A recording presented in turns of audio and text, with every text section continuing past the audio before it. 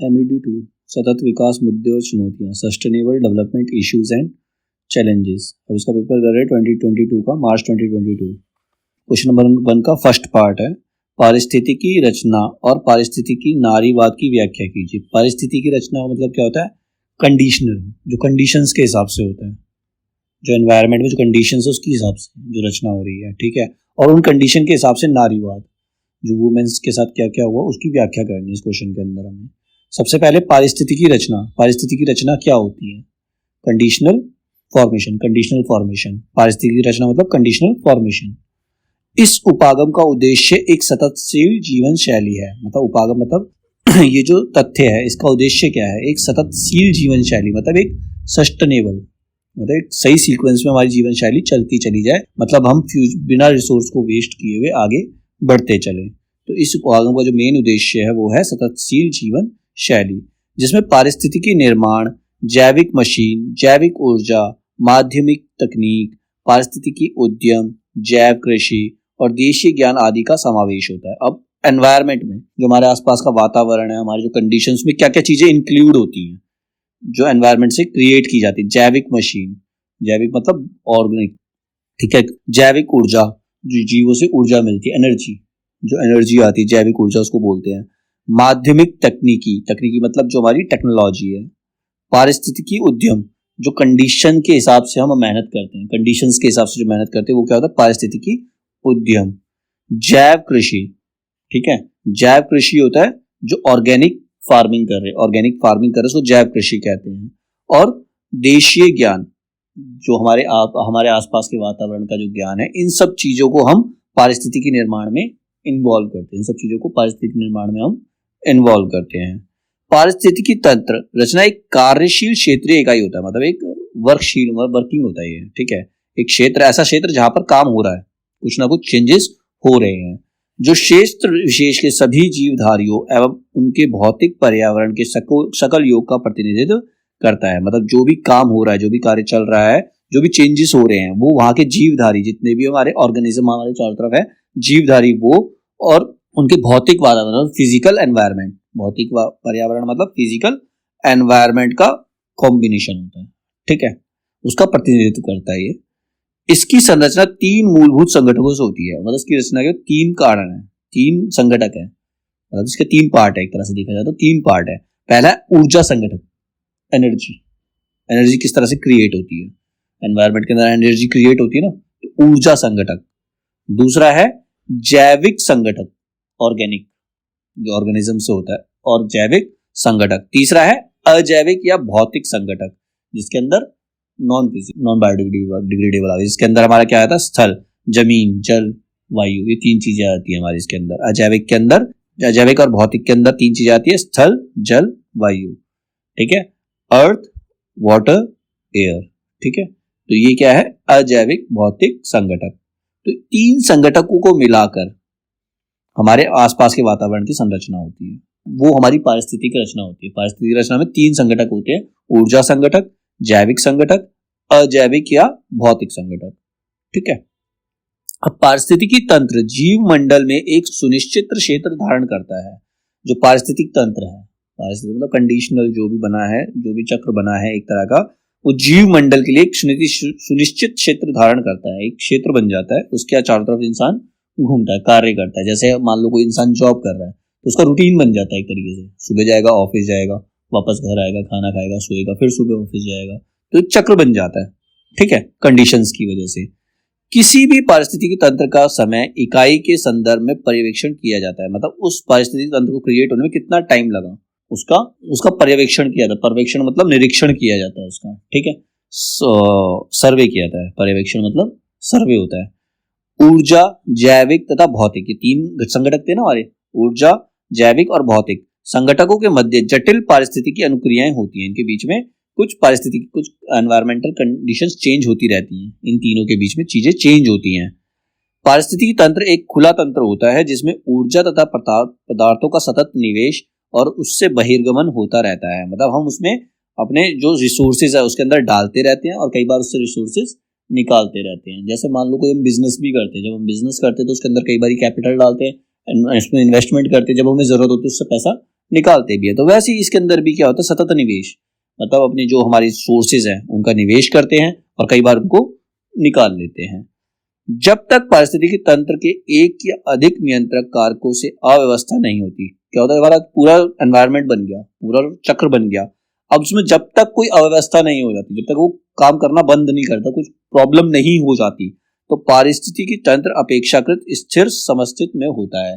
मान लो किसी का जीवन रूटीन बहुत बढ़िया चल रहा है, जॉब बहुत बढ़िया चल रही है, तो वो उससे निकलना नहीं चाहेगा।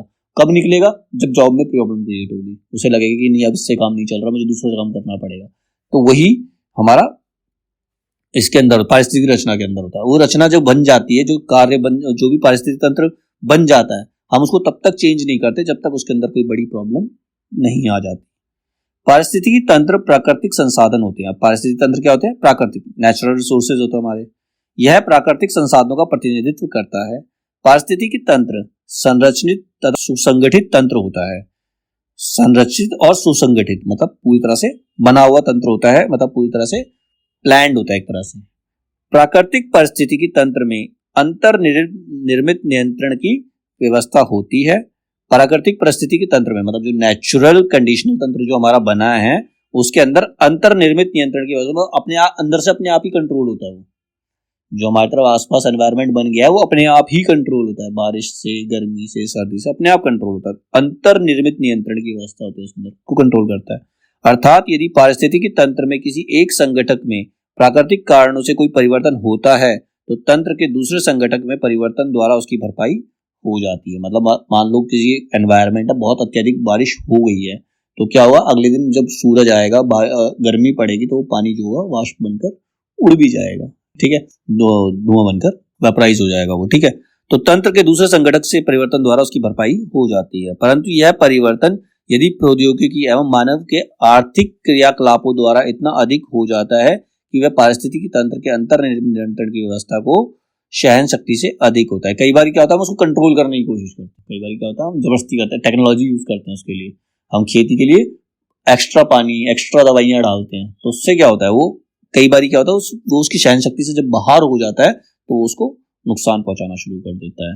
तो यह परिवर्तन की भरपाई नहीं हो पाती। जो हम अपनी टेक्नोलॉजी से परिवर्तन कर रहे हैं उसकी भरपाई नहीं हो सकती। जो नेचुरली परिवर्तन हो रहा है उसकी भरपाई हो जाएगी, लेकिन जो हम टेक्नोलॉजी से कर रहे हैं उसकी भरपाई होना मुश्किल है। और पारिस्थितिकी तंत्र अव्यवस्थित तथा असंतुलित हो जाता है एवं पर्यावरण अवनयन और प्रदूषण प्रारंभ हो जाता है। इसकी वजह से क्या होता है, पर्यावरण अवनयन मतलब जो हमारा एनवायरनमेंट है वो डिप्लॉइट करने लग जाता है, डिप्लीट करने लग जाता है और चारों तरफ पॉल्यूशन हो जाता है, ठीक है। तो यही कारण है कि हमारा एनवायरनमेंट खराब होता है, क्योंकि हम उसके अंदर दखलंदाजी करते हैं। ये तो था पारिस्थितिकी एनवायरनमेंट कंडीशंस। अब पारिस्थितिकी नारीवाद, जो कंडीशंस की वजह से जो नारीवाद आया, कंडीशंस की वजह से जो नारीवाद आया, जो हमारे समाज में कुरीतियां थी उसकी वजह से जो आया, ठीक है। पारिस्थितिकी नारीवाद सामाजिक एवं राजनीतिक आंदोलन है, एक सामाजिक और राजनीतिक आंदोलन है जो महिलाओं के दमन एवं शोषण तथा पर्यावरण शरण के मध्य एक गहरा संबंध स्वीकार करता है। ये किस लिए आया, क्योंकि महिलाओं का शोषण हो रहा था, महिलाओं के साथ अन्याय हो रहा था, इस वजह से पारिस्थितिकी नारीवाद आया। उसके आने का कारण यही था, एक वो आंदोलन था, राजनीतिक आंदोलन था।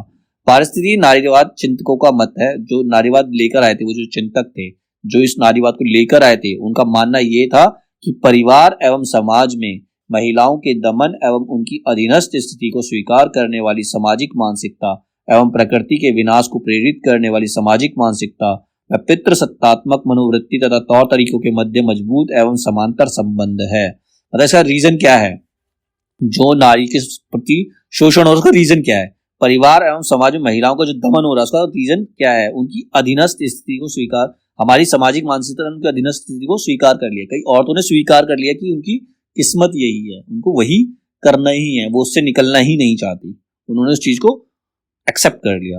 एवं प्रकृति के विनाश को, ये ऐसी मानसिकता है जो प्रकृति के विनाश को ला सकती है। नारी के प्रति जो अत्याचार हुआ है उससे प्रकृति का विनाश भी हो सकता है। तो ये जो सामाजिक मानसिकता किस वजह से आई, पितृसत्तात्मक मनोवृत्ति से आई। पितृसत्तात्मक मतलब पिता की सत्ता चलेगी।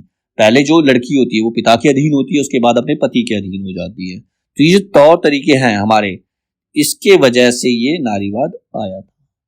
पारिस्थितिकी नारीवाद लैंगिक विभेद, पर्यावरण प्रदूषण, नस्लवाद, रंग भेद, प्रजातिवाद एवं अन्य सामाजिक विषमताओं में गहरा अंतर संबंध स्वीकार करता है। तो इस जितनी भी सामाजिक बुराइयां हैं जिसके अंदर हम नारीवाद बोलते हैं, लैंगिक विभेद मतलब मेल फीमेल में जो भेद किया जाता है, भेदभाव किया जाता है, पर्यावरण प्रदूषण हो गया, नस्लवाद हो गया, नस्लवाद मतलब ऊंची नीची जातियों को लेकर के जो रंग भेद, गोरे काले का जो भेद है, प्रजातिवाद। तो इन सब चीजों में गहरा संबंध, ये आपस में मिलते जुलते हैं। जब एक का शोषण हो रहा है तो एक के साथ साथ दूसरे लोगों का भी शोषण होता चला जा रहा है।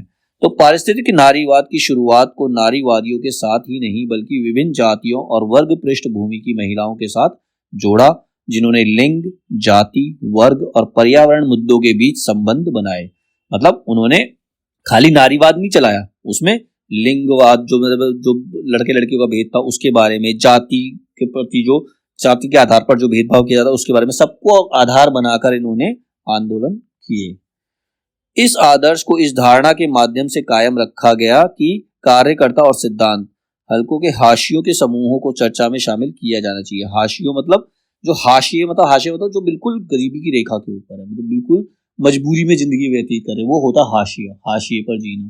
तो उन लोगों को इन्होंने हथियार बनाया, उन लोगों के लिए लड़ना शुरू किया। प्रारंभिक पर्यावरण और महिला आंदोलनों में अलग अलग जातियों और वर्गों के मुद्दों को अक्सर अलग अलग किया जाता था। जब शुरुआत में जब नारी आंदोलन होता था या पर्यावरण आंदोलन होता था उसको डिफरेंशिएट किया जाता था, लेकिन 20वीं सदी के अंत में महिलाओं ने वन्य जीवन, भोजन, हवा और पानी की रक्षा के प्रयासों को काम किया। लेकिन जब 20th सेंचुरी आई तो महिलाओं ने जंगली जानवरों के लिए, भोजन के लिए, हवा और पानी की रक्षा के लिए काफी प्रयास किए।